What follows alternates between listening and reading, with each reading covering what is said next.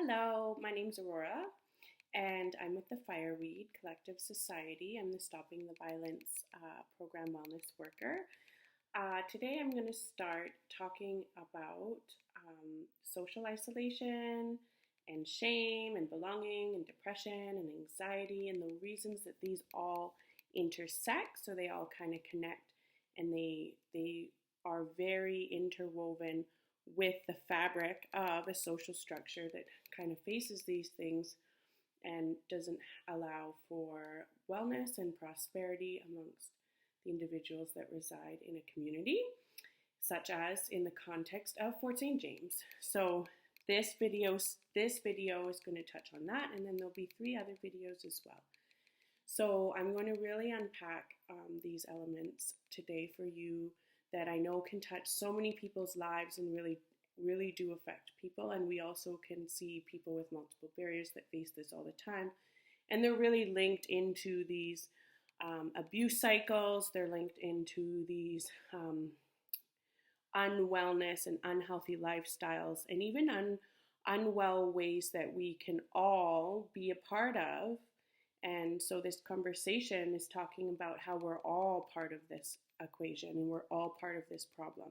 So my background is a wellness anthropologist, is that I have an undergrad in anthropology, particularly medical anthropology. So looking at how we are as society well, and how other cultures have done things and through all time and space. So anthropology looks at humans and the ways that they do things, the ways that they connect and collaborate, and how it always has been. And in modernity, so in modern times, currently, we can see that there's huge spikes in addiction that there really never was before, in trauma, and our healthcare system has been inundated with that without really the tools necessarily to know how to solve the problem. And so I'm not coming here thinking I know how to solve the problem, but I certainly have spent the last 10 years trying to understand the problem.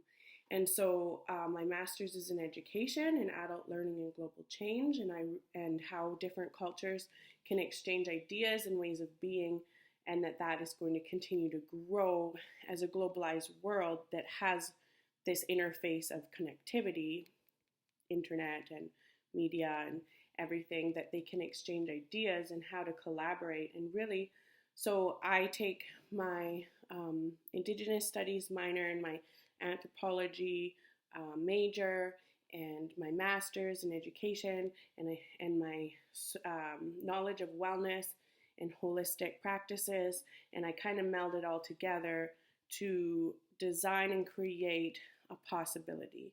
And in this possibility, I'm going to be saying that it would be really beneficial to, start an initiative here in Fort St. James. And this initiative could grow and this initiative can expand, but it's really going to be up to the people of what they want to see happen. And I really really hope and feel that the community knows that there's an issue and a set of issues, but if we can talk about it with clarity, we can talk about it with humility and not blaming one another, then maybe we can move forward to something that's better. And so this initiative will be Blanket Women Initiative. Blanketing women means holding the edges of the blanket all together, creating a lighter load. And that load is the weight of women's violence that happens here, the rape culture that happens here, and that can be a scary word to admit. And I'll unpack what rape culture is in a different video. So for this video, it's more about isolation, social isolation, and how that ties into other kind of mental wellness barriers. So when I say mental wellness, it's because I look at things with a lens that mental illness is usually and very often connected to trauma. So when there's different struggles that people have, it's not necessarily about a genetic aspect. That problem could be bumped against too because of genetics and other people had struggle, but that is usually tied to a set of other environmental factors. And so mental wellness to me is that, the trauma healing is able to happen, which allows the rewiring in the brain to occur. Because a lot of these issues can be rewired. We just haven't got there yet as a society to understand that in Western culture. So neuroplasticity knows that our brain can rewire and restructure itself when given the right set of circumstances and the right healing possibilities. And so when I look at wellness and what's possible, I look at it with a trauma-informed lens, that everything that is happening for someone that is creating something outside of the norm, outside of a functional homeostasis, so the system is thriving, the person is thriving, they're able to weave into the fabric of the web of social life well, it means that that is out of balance. So the relationship with the internal world, the self, is out of balance, and that's connected to shame, and that's why shame is so much a huge factor. It's a huge factor in Indigenous people because of the history of colonization and the internalized shame patterns that exist because of being shamed for literally who they were as a people and told to be something else and told to lose their language and told, and not just told, but like forcefully beyond measures that are even comprehensible in the human mind, forcibly created that situation onto people as literally their inherent self. There was shame. And so that shame still carries forward, and you can see where that shame bottlenecks and creates a lot of internal maladaptive behavior, stress, lifestyle choices. Shame is something that is very much the fire of the situation. So if you see the smoke, which is beyond the fire, the smoke is the symptoms, the smoke is the alcoholism, the smoke is the inability to have healthy relationships and all of those kinds of things. But the fire, which is the cause of the smoke, are other things such as shame, such as not being socially ostracized, continually not part of a systemic world and social identity fabric, because it literally clashes. And so this can be a triggering thing and topic for many people, but the shame is the fire. And so to really, really heal shame, which happens for all people. All people have and can carry shame depending on the abuse cycles in their families, the way that they identify with themselves amongst the social network that they are embedded in, so the community that they live in, and what that community says is okay. So if that community says, well, you want to strive for social status, you want to strive for a certain image, you have to act and behave this way or else we're going to shame you. And the thing is we need to acknowledge and admit that that is something that happens here in Fort St. James, that there is that kind of message and dialogue back and forth. So as people grow here, and all over the world, I'm just like pinpointing here because this video series is for here and this initiative here. So yeah.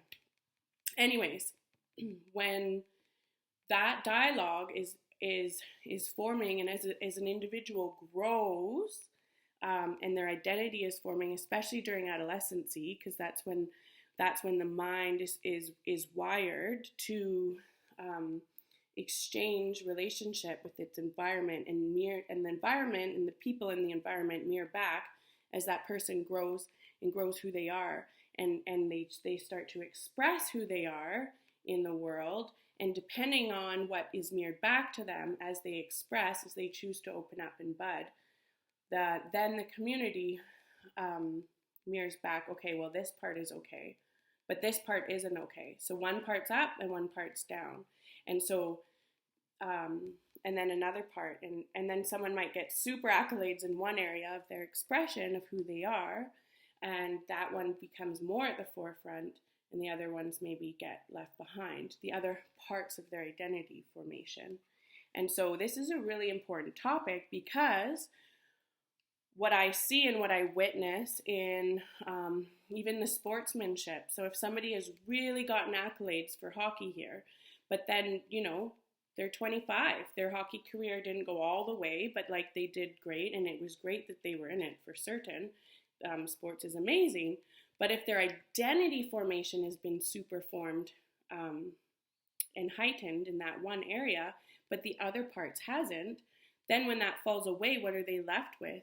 They're left with a loss of meaning of self and identity, and then they can go towards, it's easier to go towards addiction abuse, mental health problems, all sorts of things. Or if someone breaks a leg in a really bad way and they can't play anymore, that then brings them to a higher risk factor. So identity formation is a really strong topic of concern in relation to mental wellness within our community, and the way that it's connected to belonging in our social fabric. And so I am wanting to really state this and state the importance of this, that's what, as a community, it's all of our responsibility to witness and acknowledge what social messaging we are bringing. So this is an important factor that I'm really trying to heighten. What social messaging are we bringing at key turning points in people's lives, consistently in people's lives now, that they matter? Who gets told that they matter in our community as a whole? There's no pointing fingers at individual people, just as a whole, think about that functional standpoint. Who gets told that they matter the most? Who gets told that they matter and what matters? So who gets left behind in that equation? So then who's more susceptible to social ostracization, which means casting out of a social fabric? Because a social fabric is what keeps and maintains resiliency within people. So if there's people being tossed outside of that, then those people are then vulnerable, right? So if they're not in the fabric, they're not in the resiliency, so they're cast out, so they're vulnerable. Okay? So it's very important for the rest of the video series for that to really land, is that there are people who are more resilient because of the way we treat people as a whole, and then there are people that are more vulnerable because they're not part of that whole, which then means it's all of our responsibility to know who's in the social fabric and who's not, and what we can do about it. How can we make everyone more resilient? Because that's in all of our power to do so. And knowing that, and once we know that, it does become a responsibility to be a part of that change. Okay, so I stated who matters, who doesn't matter, who's cast out then, who's more vulnerable, right? So when we look at women in this web, in this weaving, we can note a few things, right? Women belong, obviously. We could just state that and it's like, well, you belong. Of course you belong. There's women embedded in every infrastructure in the town. Yeah, for sure. There are. But is there women who don't tie into that equation, that aren't in the immediate infrastructure or in the immediate whole? And how many of them are there? How many of them have not been able to use their voices because of mansplaining, like, oh, the men know what to do, right? And the women maybe, they don't always know what to do in those ways, so we'll just take care of business, right? And I'm not using this as a generalization, it's just an example.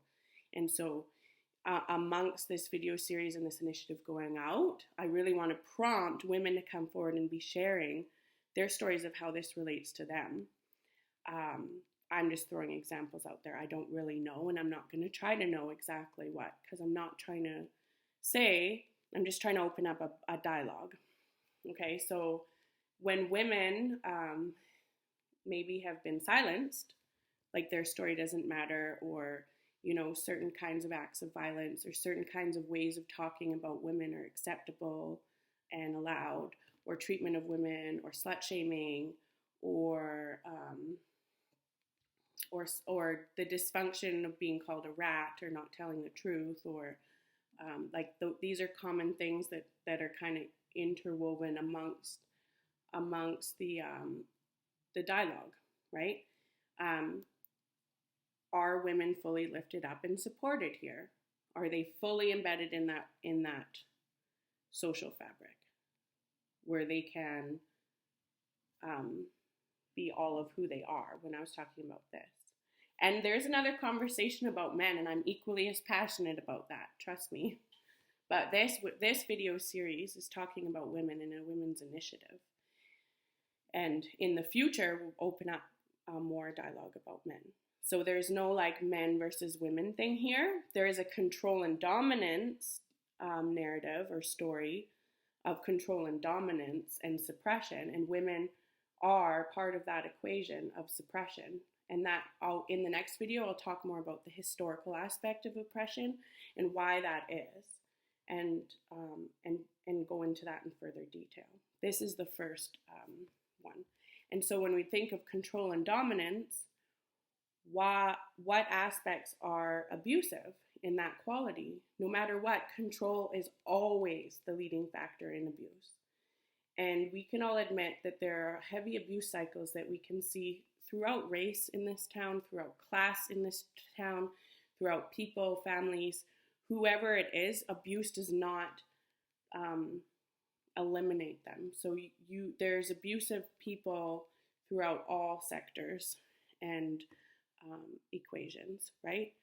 And some are more subtle than others, and some of them macro messaging, so like the outer community-wide messaging, can be quite abusive when we look at it under the scope of psychological manipulation and how things kind of have to run, and the wheels are turning here in the town. And it's not talked about, but it's felt, or it's talked about in pockets, or those kind of things. But I am bringing this forward because I want to talk about it in a bigger and larger sense, and in a sense that doesn't point fingers. There's no blame and persecution, because that's not going to lead us forward into a good direction. I want to talk about this with facts. Like you would talk to a toddler. The feeling that you're feeling right now is anger, and this is what this is: emotional efficacy. That toddler is able to comprehend and go, oh, there's a word for this, big sensation in my body. Okay, now I have understanding. Now it's not so scary. Well, the same thing is true for talking about some of these themes that exist in our community that we all know, we all feel, and we all know it's not leading to a well community. We all know and can say that, I feel. And if you want to cross-examine this, I am all for it. Like send me your info, ask me questions. If this rubs you the wrong way, and I'm sure it will a lot of people, that's a given. Especially maybe people where women coming out of silence doesn't serve them and isn't convenient for them. But I hope and I feel that it's true that women coming out of silence will be liberating. And it won't just be liberating for the women, it'll be liberating for everyone. Because when someone's stuck in an abuse cycle, the perpetrator, the person doing this stuff, feels just as not good inside. It's not like, and to have freedom from that because we're able to name it and say this is what's happening, then we can actually move forward to solution. But as long as it's the elephant in the room, the tension is just still there. There's stories upon stories upon stories of why the violence is huge here and has been constricted and held down. But something can only be held down for so long before it needs to rear its head. The truth always needs to surface, and then it frees everyone. And in the third video, I'm really going to enunciate the fact that women are so important to lifting an entire community. It's always been like that in every society, in every culture. Women lift men and children. Women raise the men, and women raise the women, but to identify as women who are part of that whole. But women are the nurturers, and I'm not trying to blanket term. I'm a feminist. It's like, be the kind of woman you want to be, totally. But women, we are the blanket for a community. And this is matriarchal, traditionally land and territory and people. And I think that we need to lift that matriarch and allow it to give life to the community again. And that's exactly what women can do. And so this conversation is one that opens up a floodgate of things, a floodgate of thoughts, of feelings, of stories, of possibility. But I hope that people aren't going to be scared and push it away because it's too much or too uncertain, too unknown. What's it going to cause? Don't don't make the choppy waters. We don't know what'll happen. We don't know if our boat will capsize. Our boat's not going to capsize. People are going to be fine through this. And in fact, it's going to make things better, a lot better. So I hope that you want to sign up for the Blanket Initiative, Blanket Women Initiative, and be one that holds a side of that blanket, because it makes it lighter for everyone. And it allows hope to breathe in to the lives of women who might be extra isolated, especially right now, but socially isolated and in abusive and toxic situations. And they might not be able to see the hope because the community on a wide level is not giving messages that they matter, and they do matter. And you matter, whoever's watching this, and all women matter. Whether you're in a totally functional relationship, you never have to have stress and abuse, and that is such a beautiful thing. But we are all part of this equation, to have everyone in the social fabric, and not having those excluded be more at risk because we're not welcoming them into that blanket. So I hope that you answer this call to welcome them into that blanket. Thank you.